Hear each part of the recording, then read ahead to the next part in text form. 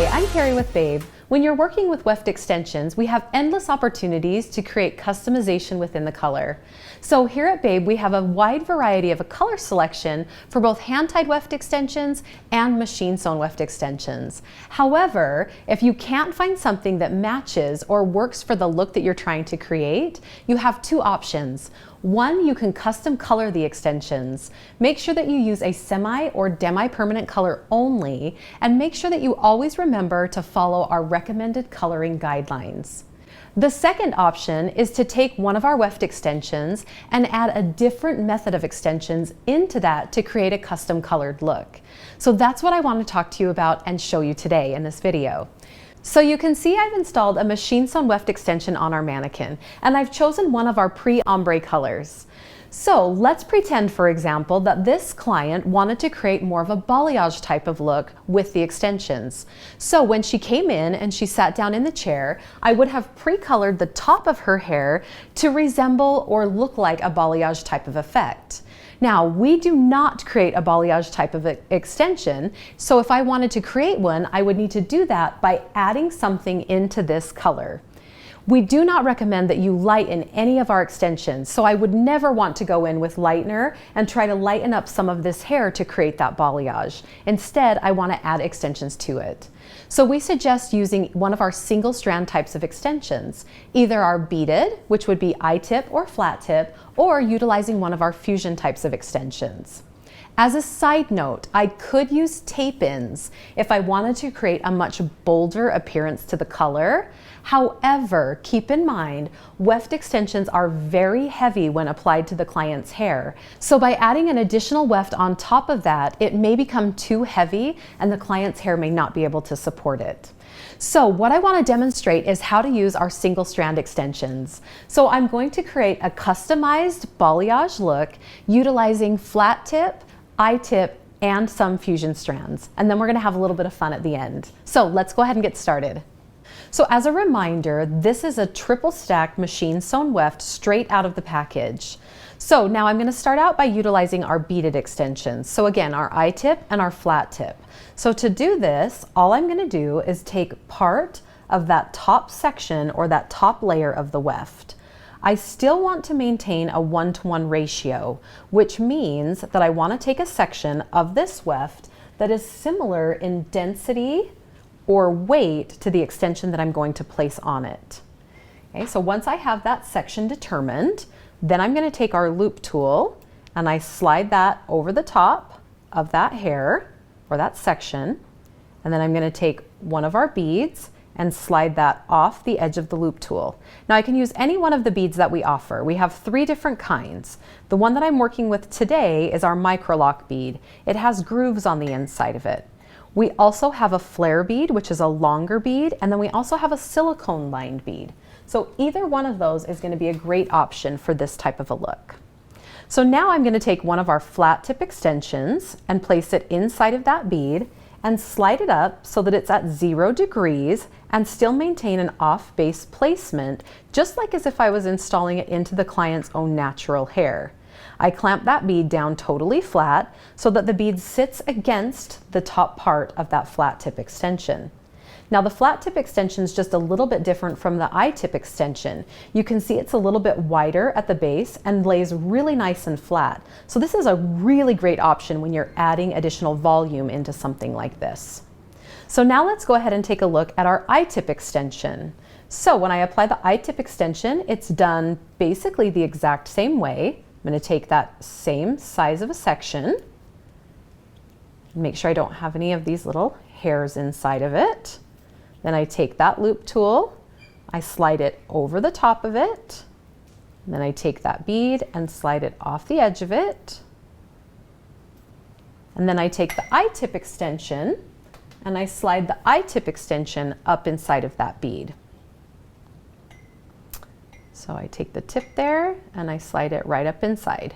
Now, by doing it this way with the I-tip, it does get a little bit more bulkier inside of the bead.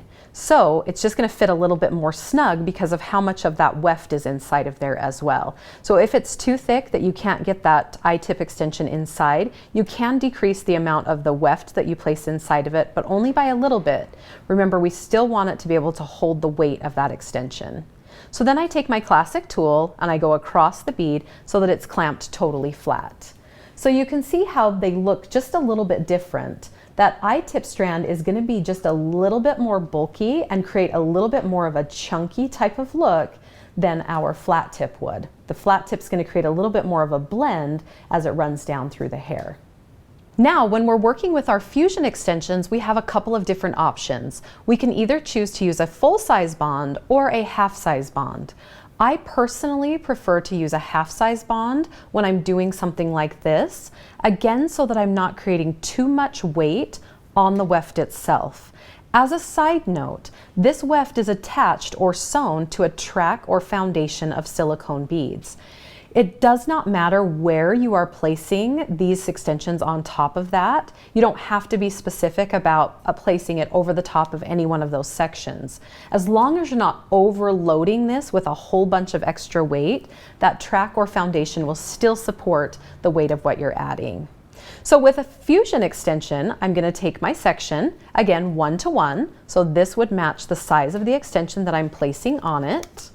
Then I'm going to take my protective disc and I slide that up inside, and I'm going to clip that right in place. So it's at 0 degrees. So you can see that there's no elevation to this strand inside of that weft. Then I'm going to take my fusion bond, or my fusion strand. I place it over the top of that section, just like this. And I'm going to apply it so that it's at 0 degrees as well. I take that melting connector and I press over the top of it, melting it just slightly. So I should see that bond start to kind of fan out. Once I see that, then I press it with my fingers and then I roll it around that section. Now you can see I'm keeping my hand at 0 degrees as well. So this hand, while I'm rolling and melting, stays touching the head. I don't lift it up like this and roll it. That's going to create elevation and kind of a waterfall effect. So I waited just a little bit too long while I was showing you that. So I'm just going to heat that back up and get a really good seal and a really good melt against that hair. Remember, we want this to stay. So we want it to seal good there. So drop that down, take the protective disc out, and there you go. So those are all of the different ways that you can use the single strand extensions. Now, depending on how much you want to put in here and the look that you want to create, you can choose any color placement in here. So what I'm going to do, or how I'm going to apply, I'm going to focus just kind of on one side so that you can see it. But I'm really just going to use a combination of different colors of both fusion and I-tip and flat tip to just create a different kind of look. So some of those sections I'll place close to each other, some I'll spread a little bit farther out. If I really wanted to create a super balayaged look, I could even create a V type of pattern. So I would place some lighter strands on the outer corners, maybe and some darker ones on the inner side, and create kind of a V pattern. So as it transitioned down into the ends, you would see some of that color coming down through the ends as well. You can see already, just by looking at those 3 strands that I've put in, how we're creating more of a dimensional color towards the top and even adding some more color down through the bottom.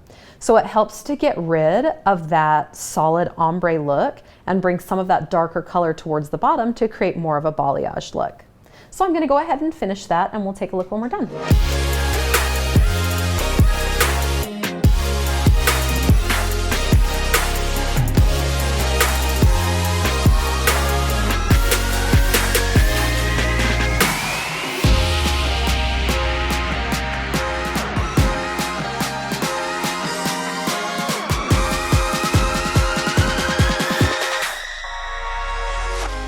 So we've completed half of the side of the machine sewn weft. Now you can see what I did was installed a few I-tip and flat tip strands, and then I did quite a few of our fusion strands. Again, you can use either or you can interchange them. One of the things that I really like to do when I'm creating something like this is use leftover hair. For example, if I've done an installation and I have just a few strands of a certain color left over, I'll save it and hold on to it. And it works really great for something like this, to just add a little pop of color or a little bit of vibrancy or dimension into into a weft type of extension. So I just want to show you really close what I did here. So I've just done a couple of different colors to just blend in and bring down some dimension into the client's or into the mannequin's hair. Now here I did that balayage type of effect that I talked about. So I created that V type of look. So you can see if I were doing this with hair color, I would mimic something like this inside of my foil. I would apply my lightener heavy up towards the top, and then I would bring it down and it would remain heavy towards the ends, which is what that ombre weft allows me to create. So by adding those brighter blonde strands here, I kind of create that V type of appearance within the extension itself. So look how great it looks. With just a few strands, look how much we've changed the dimension or the bottom part of that ombre. We took it from a solid ombre to looking more like a balayage and having those different tonalities. So let's look at the other sides just so that we can remember what it looked like. So here's our solid ombre look. Okay. So that works great as a base, especially when you're creating a balayage, to have that really nice blonde on the ends, and then you can add some different colors within. So now let's have a little bit of fun.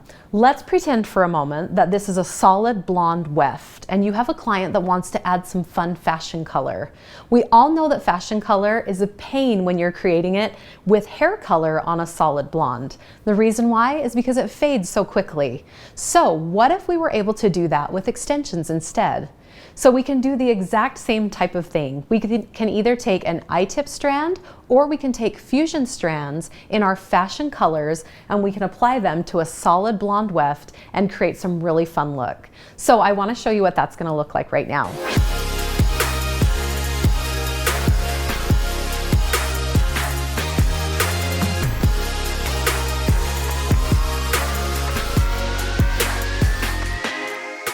So that's just an example of how you can create some really fun fashion colors within weft extensions as well. The sky's the limit. Have tons of fun. Thanks for watching, and we'll see you guys next time.